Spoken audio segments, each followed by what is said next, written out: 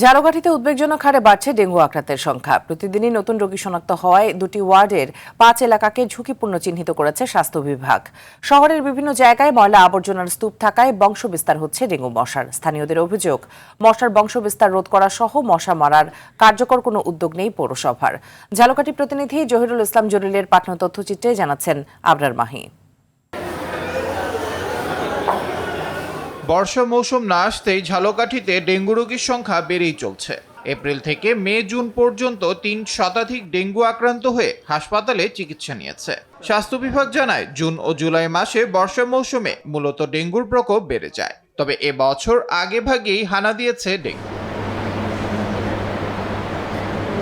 সদর হাসপাতালে ভর্তি রোগীদের মধ্যে বেশিরভাগই পৌরসভার 5টি এলাকার। তবে ঝুঁকিপূর্ণ এলাকার বাসিন্দাদের অভিযোগ, সামান্য বৃষ্টিতেই শহরে জলাবদ্ধতা সৃষ্টি হচ্ছে, কিন্তু পরিষ্কার পরিচ্ছন্নতা ও মশক নিধনে পৌরসভার দৃশ্যমান কোনো ভূমিকা নেই। পৌরসভাতে কোনো ঔষধ দোকান দিয়ে এখন পর্যন্ত দেয় নাই, এই কারণে ওখানে ডেঙ্গু জ্বরটা বাড়িয়ে গেছে।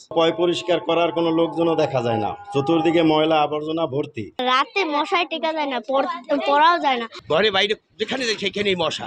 বাঁশপট্টির যে খালটা গেছে, এই খাল থেকে মশা প্রচুর পরিমাণে উৎপাদন হচ্ছে। সদর হাসপাতালের এই চিকিৎসক জানান, এবছর ডেঙ্গুর প্রকোপ তুলনামূলক বেশি। পরিসংখ্যানে যা গত বছরের এই সময়ের তুলনায় প্রায় দ্বিগুণ। আমাদের যে ভর্তির ডেটা সে অনুযায়ী মনে হয় যে পৌরসভার ভিতরে কিছু কিছু নির্দিষ্ট এলাকা এই ঝুঁকিতে বেশি আছে, যা রোগীর ওইসব এলাকা থেকে রোগী আমরা বেশি পাচ্ছি। অন্যদিকে ডেঙ্গুর প্রকোপ কমাতে সাধ্যমতো সব রকম ব্যবস্থা নেওয়া হয়েছে বলে জানান পৌরসভার প্রশাসক। প্রতি ওয়ার্ডে রোস্টার করে আমাদের 4টা ফগার মেশিন দিয়ে আমরা নিয়মিত মশার ওষুধ ছিটাচ্ছি। আমরা যে আমাদের ড্রেনগুলো আছে এবং খালগুলো আছে এগুলো আমরা পরিষ্কার করছি।